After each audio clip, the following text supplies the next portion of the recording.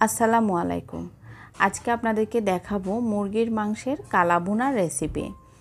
সচরাচর আমরা সবাই কিন্তু জানি গরুর মাংস দিয়ে কালো ভুনা করা হয়, কিন্তু মুরগির মাংস সব সময় একই রকম রান্না না করে এভাবে কালা ভুনা করে খেলেও কিন্তু অনেক মজার হয়। চলুন তাহলে শুরু করি। বিসমিল্লাহির রহমানির রহিম। এখানে আপনারা দেখতেই পেয়েছেন আমি মুরগির মাংসগুলোকে ছোট ছোট পিস করে কেটে নিয়েছি।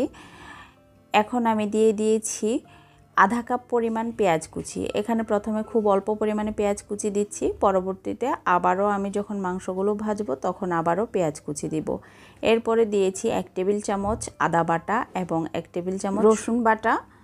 আরও দিয়েছি 2 চা চামচ পরিমাণ লবণ, আধা চা চামচ পরিমাণ হলুদের গুঁড়া, 1 টেবিল চামচ মরিচের গুঁড়া, 2 চা চামচ জিরা গুঁড়া, 2 চা চামচ ধনিয়া গুঁড়া।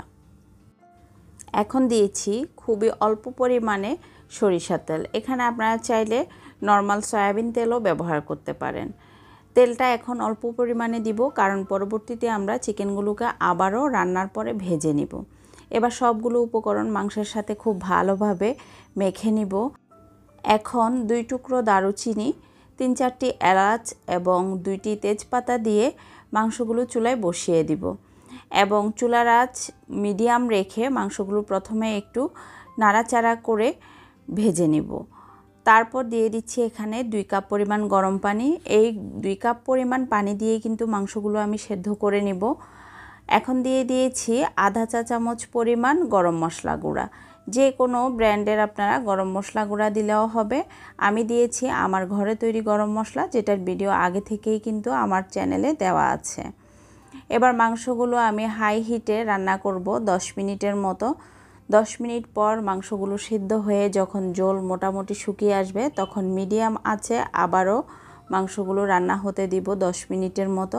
এভাবে রান্না করতে করতে যখন ঝোলগুলো পুরোপুরি শুকিয়ে এসে মাংসের গায়ে মাখা মাখা হয়ে যাবে, ঠিক তখনই চুলার আঁচ আমরা বন্ধ করে দিব এবং এই পর্যায়ে এসে মাংসগুলো আমরা ভেজে নিব।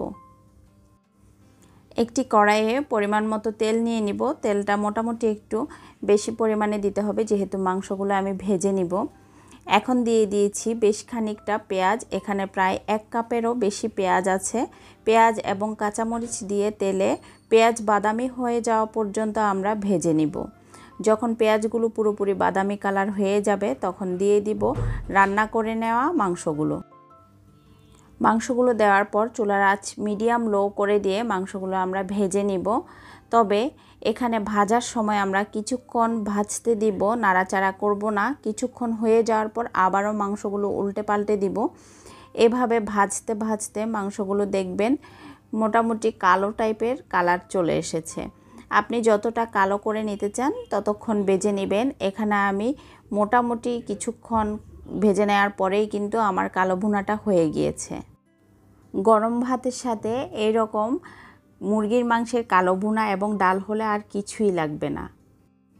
আপনারাও তৈরি করবেন এবং আপনাদের তৈরি করার অভিজ্ঞতা আমাদের সাথে শেয়ার করবেন। আবারও দেখা হবে নতুন কোনো ভিডিওতে। ততদিন সবাই ভালো থাকবেন, সুস্থ থাকবেন এবং আমার জন্য দোয়া করবেন। আল্লাহ হাফেজ।